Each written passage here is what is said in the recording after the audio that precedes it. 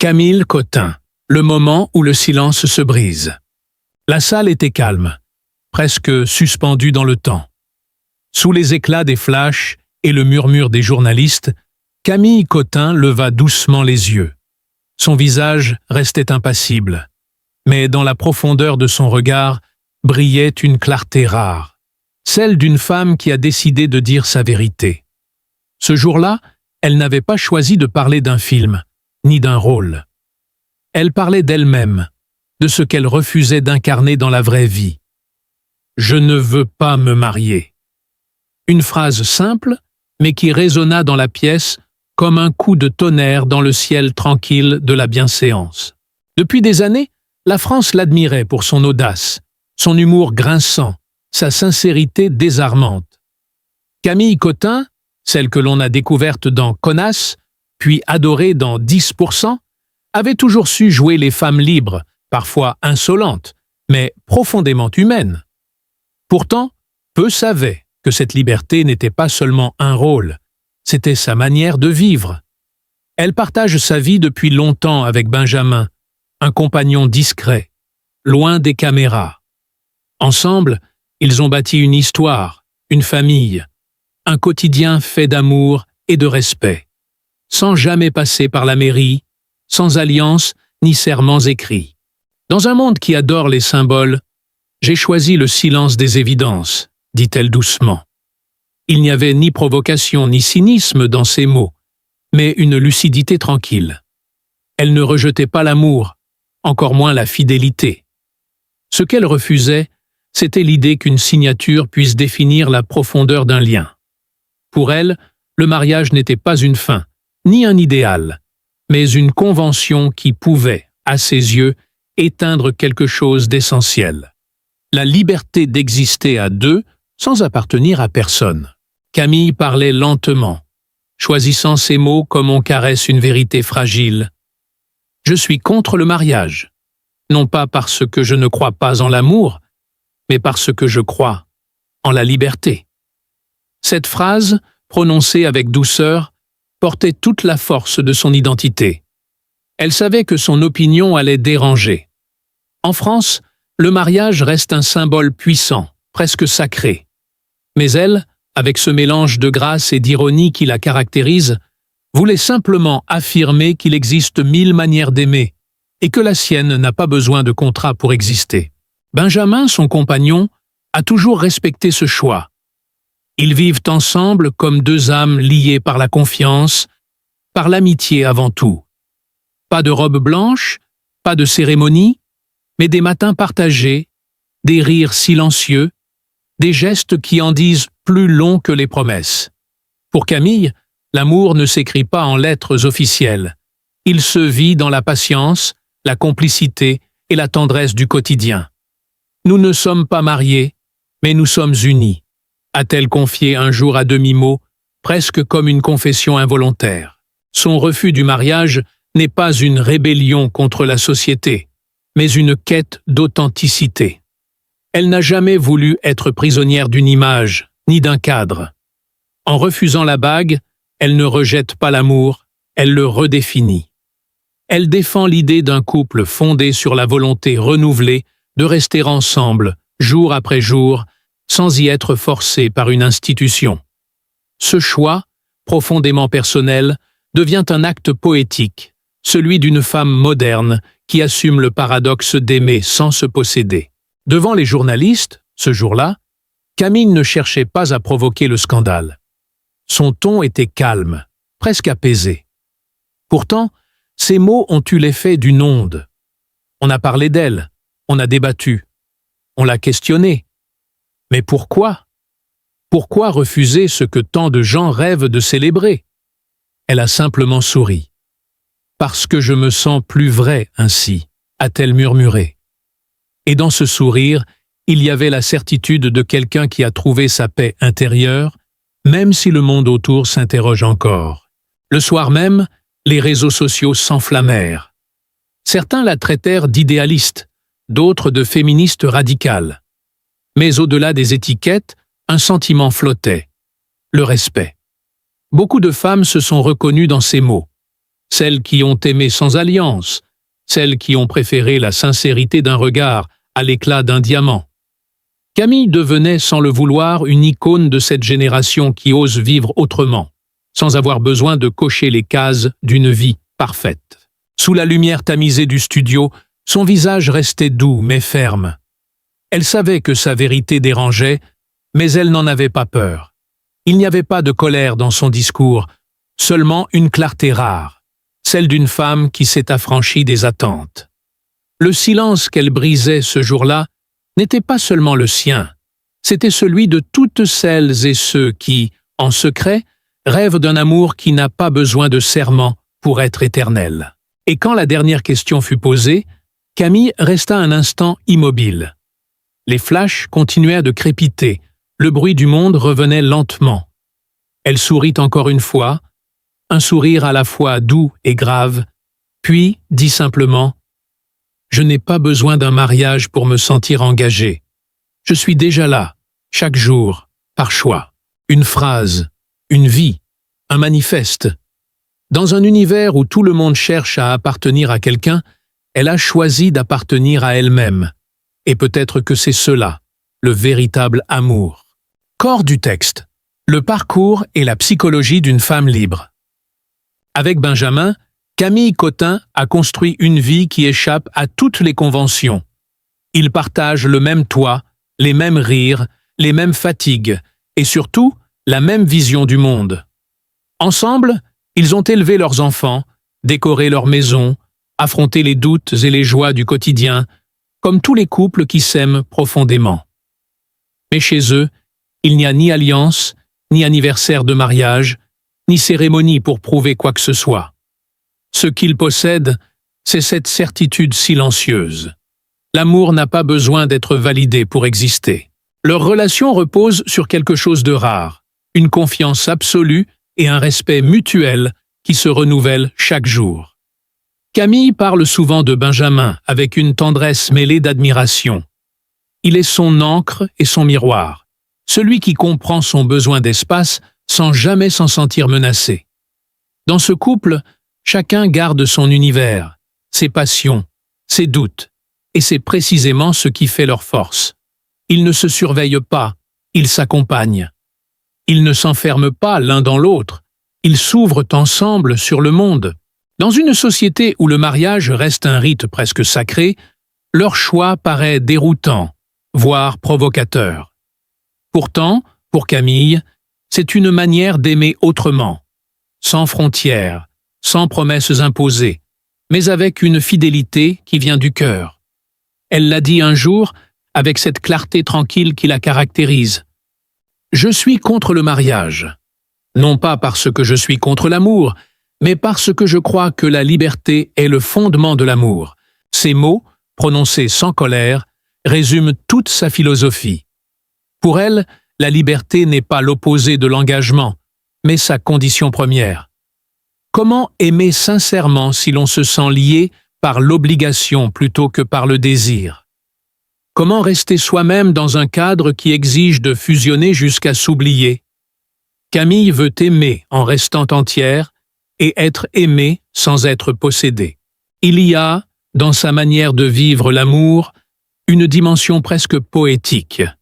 Chaque jour devient un choix renouvelé, une décision consciente de rester, de partager, de croire encore. Leurs matins ressemblent à de petites promesses sans mots. Un café partagé, une main sur une épaule, un regard qui dit « Je suis là ».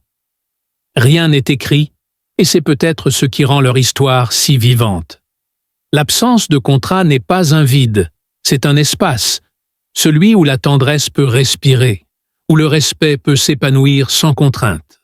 Camille sait que ce choix n'est pas compris de tous.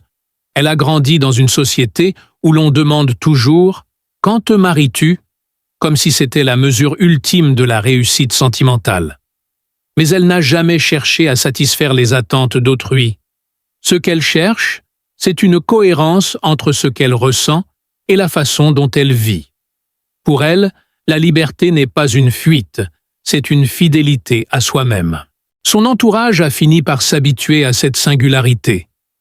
Ses amis, Ses collègues, ses proches, savent qu'elle ne parle pas par provocation, mais par conviction. Elle ne veut pas d'un non définitif, elle veut simplement préserver l'essence de l'amour. Le choix volontaire, pas la contrainte institutionnelle. Dans le regard de Benjamin, il n'y a ni frustration ni reproche. Il semble comprendre, peut-être mieux que quiconque, que leur force réside justement dans cette absence de cadre.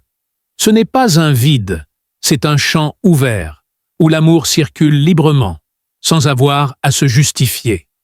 Ce qu'ils ont bâti ensemble, une maison, une famille, une intimité paisible, est la preuve la plus éclatante qu'il n'existe pas une seule manière d'aimer. Leur histoire défie les clichés, mais elle ne cherche pas à les combattre. Camille ne veut convaincre personne. Elle incarne simplement une autre voie, celle d'une femme qui a compris que l'amour n'a pas besoin d'une cage dorée pour briller. Et dans ses mots, dans sa façon d'être, il y a cette lumière tranquille des êtres qui ont cessé de se conformer pour enfin exister pleinement. Les raisons de son refus du mariage. Chez Camille Cottin, le rejet du mariage ne vient ni d'une amertume, ni d'un désenchantement face à l'amour. Il s'agit plutôt d'un positionnement intime, d'une réflexion profonde sur la nature du lien amoureux et sur la liberté individuelle. Pour elle, l'amour doit être un choix renouvelé chaque jour, non une obligation codifiée par la loi. Derrière sa phrase désormais célèbre, « Je suis contre le mariage », non pas parce que je suis contre l'amour, mais parce que je crois que la liberté est le fondement de l'amour. Se cache une philosophie de vie à la fois simple et radicale, celle de ne jamais confondre engagement et dépendance. Camille craint le moment où la passion devient devoir, où la tendresse se transforme en routine, dictée par le cadre juridique. Ce qu'elle redoute, ce n'est pas l'amour qui dure, mais l'amour qui s'endort. À ses yeux, l'acte de se marier, aussi romantique soit-il, peut insidieusement transformer le sentiment en institution et l'élan spontané en contrat. Elle ne veut pas que le mot « épouse » définisse sa place, ni que la loi vienne mettre des frontières autour de son cœur. Dans une interview, elle a confié que ce qui la touche le plus dans l'amour, c'est la liberté d'y rester ou d'en partir. Cette idée qu'on continue à aimer parce qu'on le veut, non parce qu'on le doit.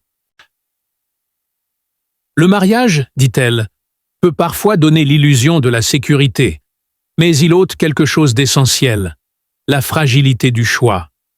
Et c'est dans cette fragilité que réside la beauté de l'amour. Ces mots traduisent la profondeur de sa pensée.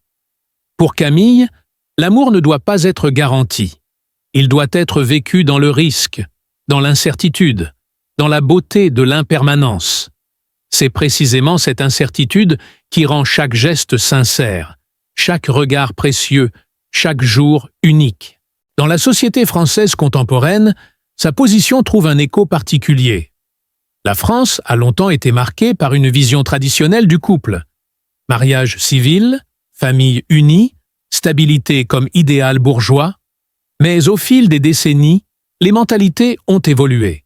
De plus en plus de femmes revendiquent aujourd'hui une liberté émotionnelle et sociale qui ne passe pas nécessairement par le mariage.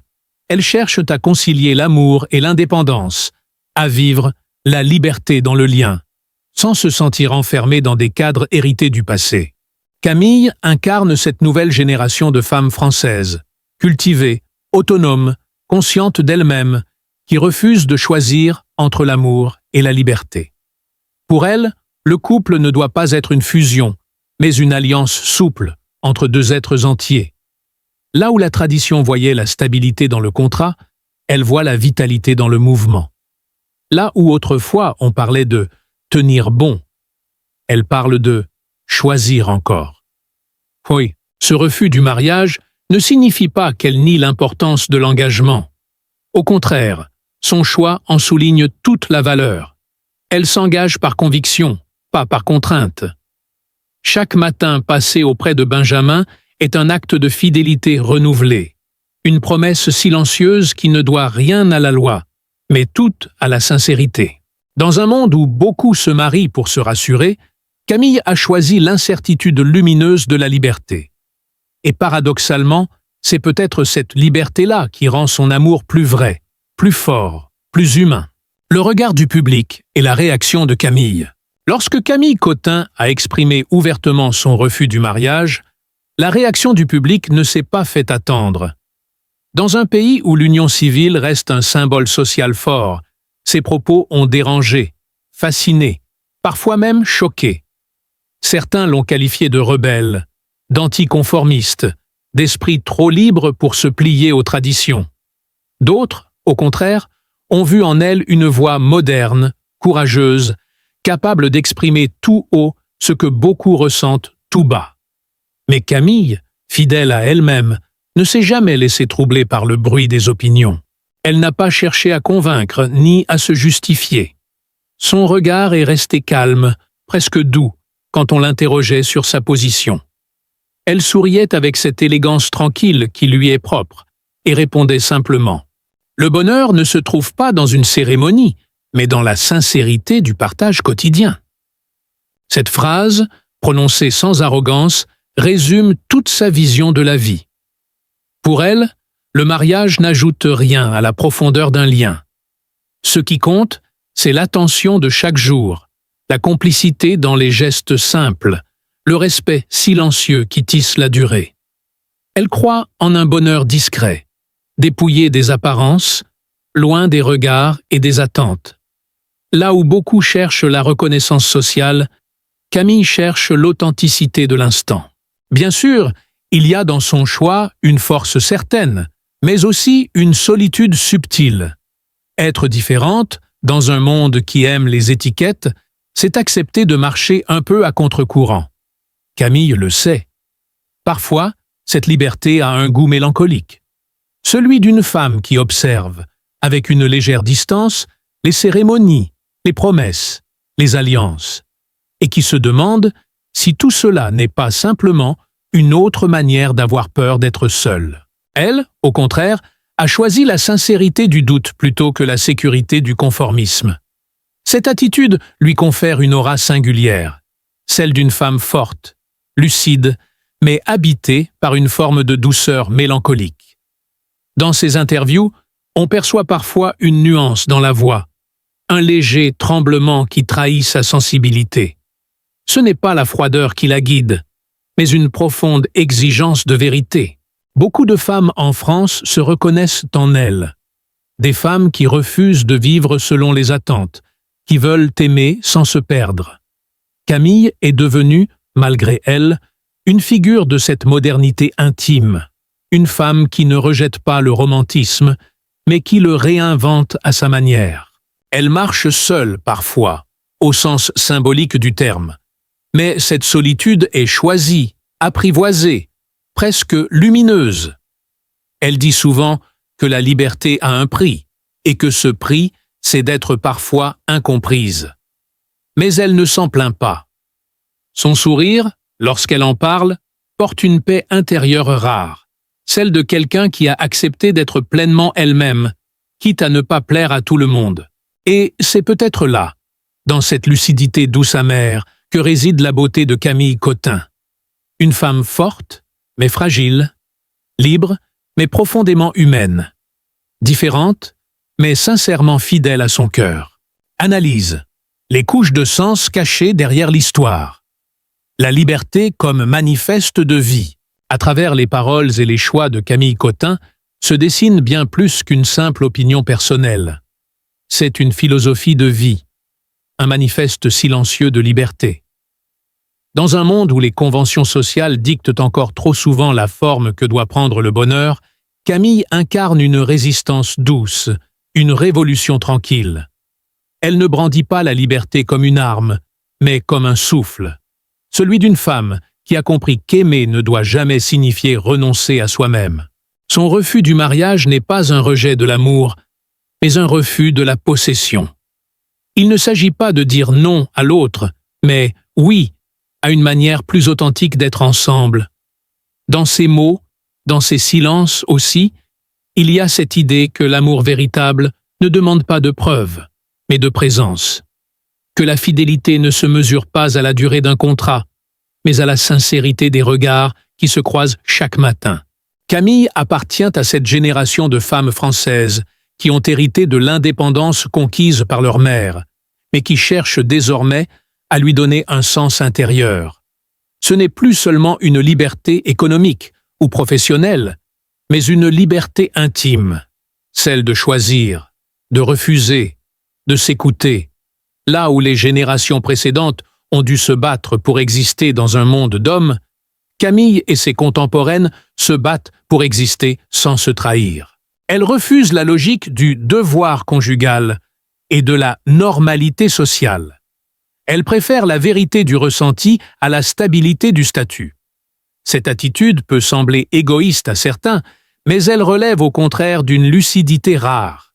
Aimer sans posséder, c'est accepter que l'autre reste libre, et que cette liberté soit la condition même de la continuité du lien. En cela, Camille ne prêche pas la solitude, ni le détachement, mais une forme d'amour plus consciente. L'amour qui dit « Je te choisis, mais je ne te retiens pas. Je t'aime, mais je ne t'enferme pas. » C'est une manière d'aimer qui renonce à la peur, à la dépendance, à cette obsession du pour toujours qui, paradoxalement, étouffe tant de couples. Cette philosophie de vie résonne particulièrement dans une France où la société oscille entre tradition et modernité.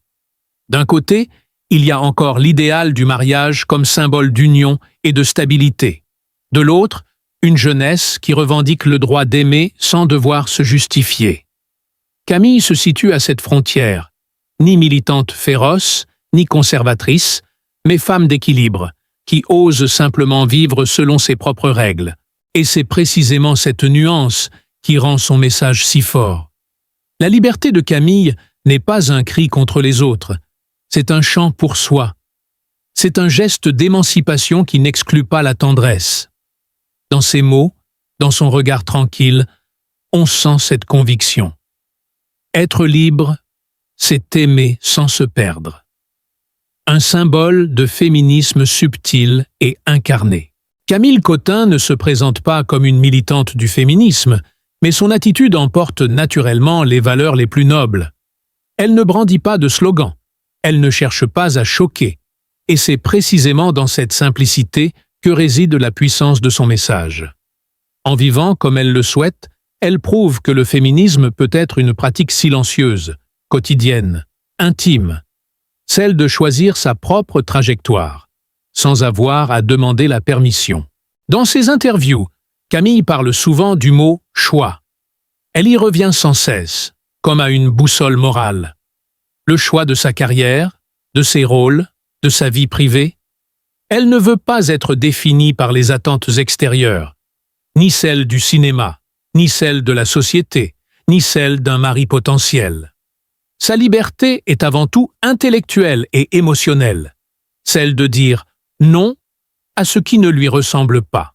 Ce non n'est pas une fermeture, mais une ouverture vers une autre manière d'être femme. Être libre, pour elle, ne veut pas dire être seule. Cela veut dire exister pleinement, dans le respect de son individualité, même au sein d'un couple. C'est refuser la fusion pour préserver l'altérité. C'est dire « Je ne suis pas ta moitié, je suis entière ». Son couple avec Benjamin illustre cette idée à merveille. Leur relation est un espace de respect et de complicité, sans domination ni dépendance. Chacun y garde son souffle, sa voix, son rythme. Et pourtant, malgré l'absence de contrat officiel, il y a entre eux une stabilité, une solidité que bien des mariages pourraient leur envier. Ils ont prouvé que l'amour, quand il repose sur la liberté, peut être plus fort que n'importe quelle promesse écrite. Dans cette manière d'aimer, il y a une élégance profondément féminine. Camille ne cherche pas à inverser les rapports de pouvoir entre les sexes, mais à les réinventer dans une égalité de respect. Elle ne revendique pas la supériorité des femmes, mais leur droit d'exister autrement, en dehors du cadre qui leur a été imposé. C'est cette subtilité qui fait d'elle une icône du féminisme moderne. Un féminisme de nuances, d'équilibre, de conscience. Pas celui des barricades, mais celui des regards apaisés, des gestes lucides, des vies vécues sans mensonge. Elle incarne cette idée que la véritable émancipation ne se crie pas toujours. Parfois, elle se vit simplement. Et dans le contexte culturel français, ce message trouve un écho particulier. La France aime les héroïnes libres. De Simone de Beauvoir à Jeanne Moreau, le cinéma et la littérature ont toujours célébré ces femmes qui marchent seules, la tête haute, entre passion et solitude. Camille Cottin s'inscrit dans cette lignée, non pas comme une copie moderne, mais comme une voix singulière de ce même héritage. Son attitude face au mariage révèle une maturité rare, celle d'une femme qui ne cherche pas à rompre avec les traditions par provocation, mais à y trouver sa propre vérité. En refusant le rôle de femme mariée, elle ne renie pas l'amour ni la famille. Elle redéfinit simplement les termes du bonheur. Elle dit, en somme, « Je veux être à la fois libre et aimée, indépendante, mais pas isolée, engagée sans être enchaînée. » Et c'est là que réside la beauté de son geste. Ce n'est pas un rejet du romantisme, mais une réinvention. Ce n'est pas une fuite du lien, mais une redéfinition du lien. Dans un monde où les relations sont souvent gouvernées par la peur, peur de perdre, peur de manquer, peur d'être seule, Camille choisit la confiance. Elle fait de la liberté un acte d'amour, et de l'amour un acte de foi. L'amour comme espace de vérité. Au fond, ce que raconte Camille, c'est une quête d'authenticité. Elle refuse les artifices, les illusions, les façades.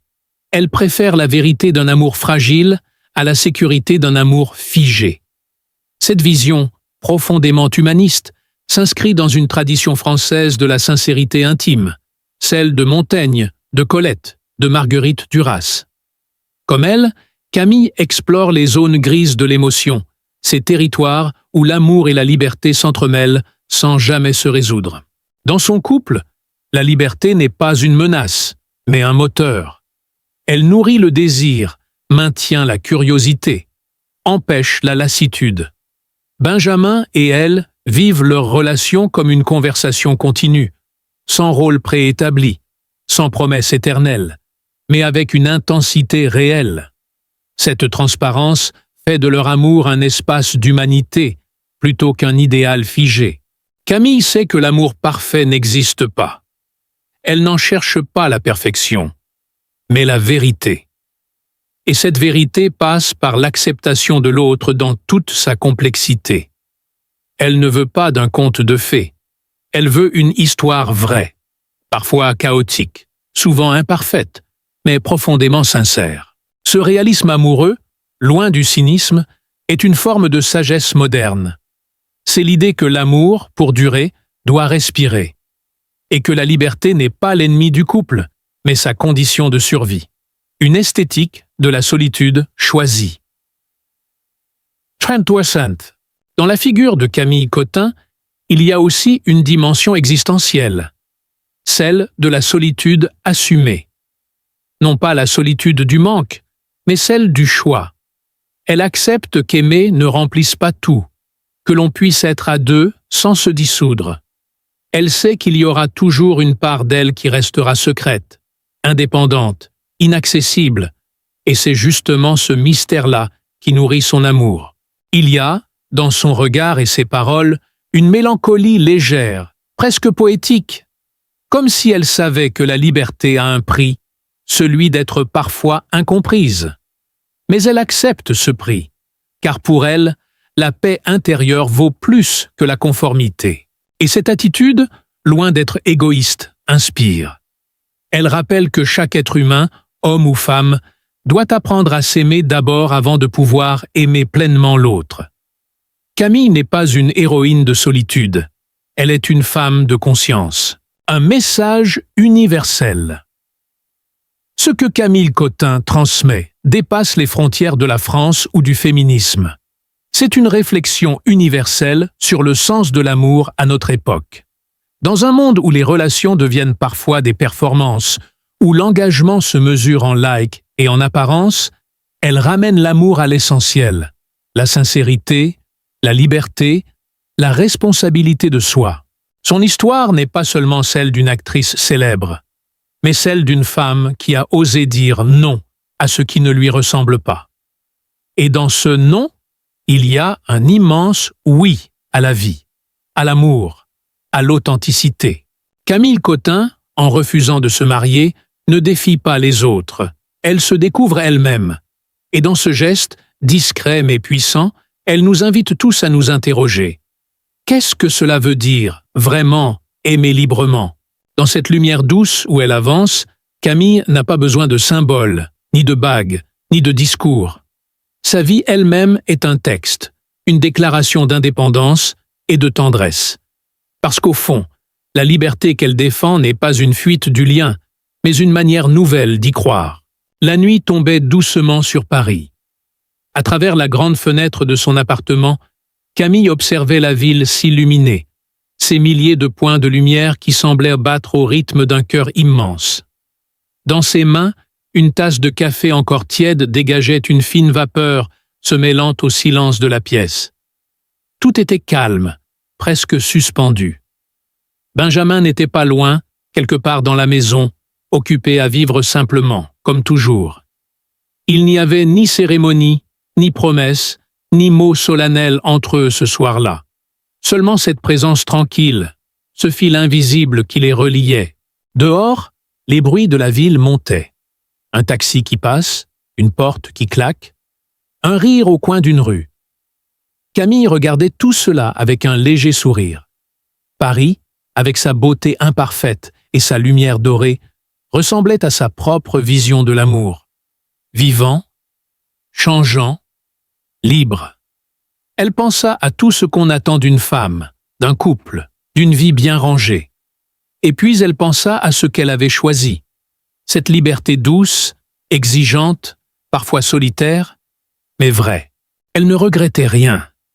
Dans la transparence du verre, son reflet se mêlait à celui des lumières de la ville, comme deux existences qui se croisent sans jamais se confondre. Il y avait dans son regard une paix subtile, celle d'une femme qui n'a plus besoin de prouver quoi que ce soit. Le temps semblait s'arrêter un instant, suspendu entre deux respirations. Puis Camille leva sa tasse, comme un geste intime adressé à la nuit. Elle murmura presque pour elle-même. Ce n'est pas le serment qui crée l'amour, c'est le choix de rester. Et dans cette pensée, il y avait tout. La tendresse, la lucidité, et cette vérité douce amère qu'elle portait en elle depuis toujours. Parce qu'au fond, tout le monde ne cherche pas une bague pour se sentir lié à quelqu'un. Pour Camille, le véritable amour, c'est celui où deux êtres restent libres, mais continuent chaque jour à se choisir.